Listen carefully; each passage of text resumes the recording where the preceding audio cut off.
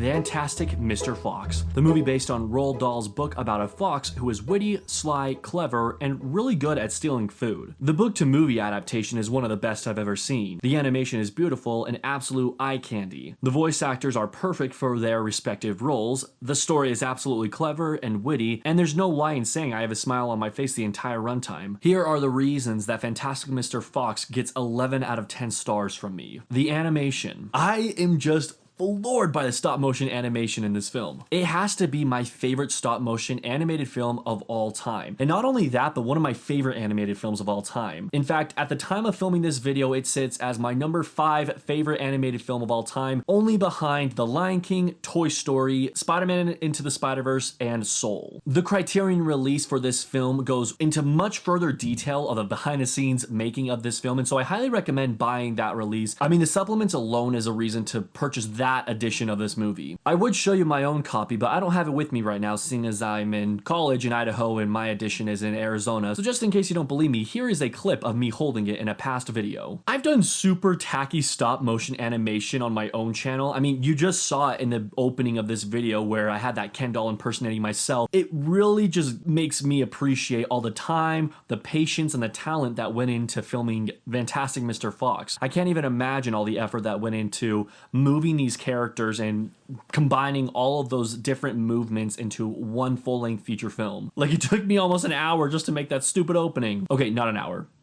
It was actually 2 hours. Everything in Fantastic Mr. Fox is just beautiful to the eye. I mean, down to the smoke that they use, which looks like dyed cotton. I love everything about the animation. If they had some sort of Fantastic Mr. Fox edition of Yule Log, I could watch it for hours. In fact, I could have it playing in the background as I work on homework or as I work on video scripts for my YouTube channel or whatever the case I'm in. I would love to have some sort of Fantastic Mr. Fox setting in the background, just playing on my TV. The entire world is beautiful to look at. In fact, particularly the look of the animals. I really love the way they look, and that brings me to the next reason that this movie is an 11 out of 10 stars in my eyes. Human attributes meet animals. I love the animals in this. They all wear clothes, they go to school, they ride motorcycles, they speak obviously, they live in homes. I mean, the list really goes on. These animals are so domesticated and it's just funny to see on screen. But regardless of all these domestic attributes that they have, they're still animals at heart. In fact, one of the big struggles that Mr. Fox goes through in this film is trying to balance his family life with also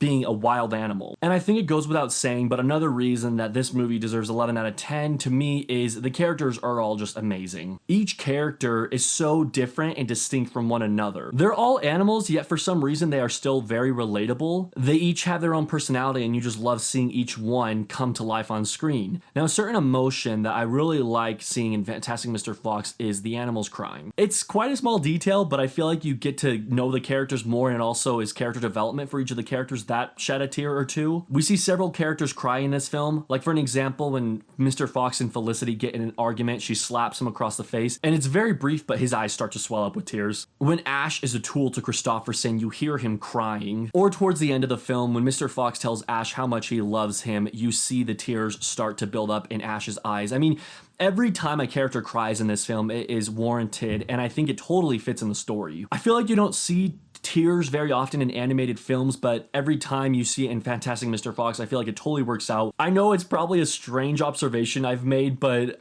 I just like it. I think it's a cool addition to the film and really makes me care for the characters even more. Now, another reason I love this film is comparing the book to the movie. Spoiler alert, the movie is better than the book. And that's not usually the case when you're comparing a book and a movie adaptation. Now, that's not to say that the book is a bad book by any means, but I feel like you get to know the characters way more in the movie than you do in the book. I actually time-lapsed myself reading this in one sitting, and it was a really entertaining book.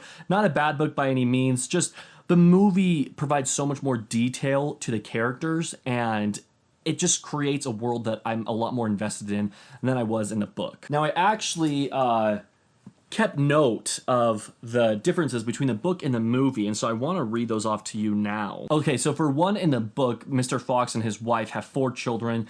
In the movie, they only have 1 child, it's Ash, and then the cousin Christopherson comes over to visit for the film. Also, the tail is blown off of Mr. Fox much earlier on in the book. In fact, really the whole story picks up much faster in the book. It's a short read, only like 80 pages long, but a lot of things happen much quicker in the book. Another detail, Christopherson isn't even in the book. There's no cousin who comes to visit the Fox family. It's just the foxes, their children, and their animal friends. Speaking of their animal friends, not another animal comes into the story until halfway through the book. In fact, the animals don't come in until page 46 when Badger comes into the story. For the most part, the farmers are the same description in both the book and the movie. One little difference is in the book, Bean is described as a much dirtier man. In the book, Roald Dahl describes Bean with his ears being full of muck, gum, flies, so that's nice.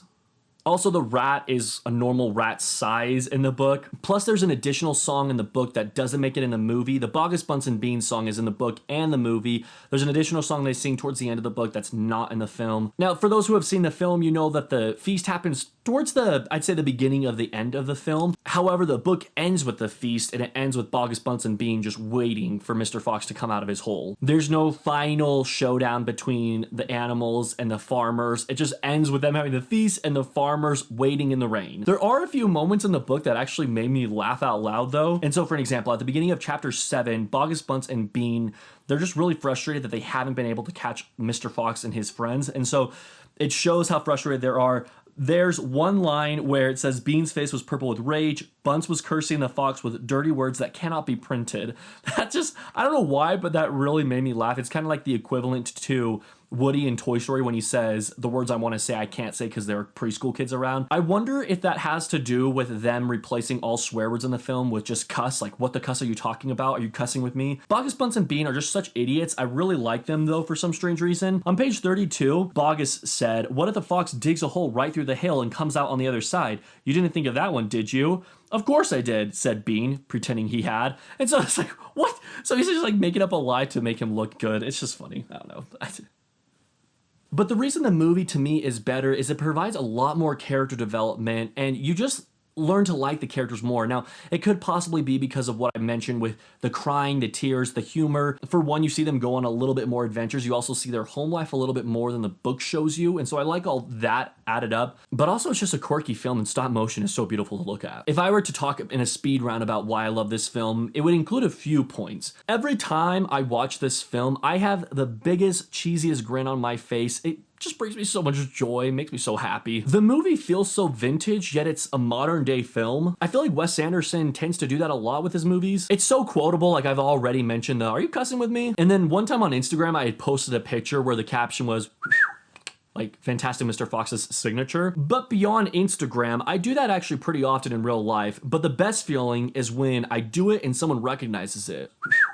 Hey, is that from Fantastic Mr. Fox? You bet it is. Hey! Then their eyes turn all spirally and I suddenly feel very uncomfortable. Plus, I mean, come on, the soundtrack and score to this film are just so dang catchy. Like every time I hear the Ballad of Davy Crockett, it's stuck in my head for hours. I don't know if I love it or if I hate it at the same time, but whatever I feel, it's good enough. It makes me happy inside. So I'll take that to the bank. Also the Bogus Bunce and Beans song, you can't help but like it. But every time Fantastic Mr. Fox ends, I'm just happier. It's one of those rare films that gets better every time I see it. No matter how much I love it right now, it gets better every time I see it again. And of course, it belongs in the 11 out of 10 movie club. Now, this is kind of a cool video because it's actually the first animated film I've done in this series. And so bravo to you, Fantastic Mr. Fox, you've done it. If you haven't seen the movie, here's me saying, watch it because you won't regret it. And if you do, thanks guys for watching. Have a great day.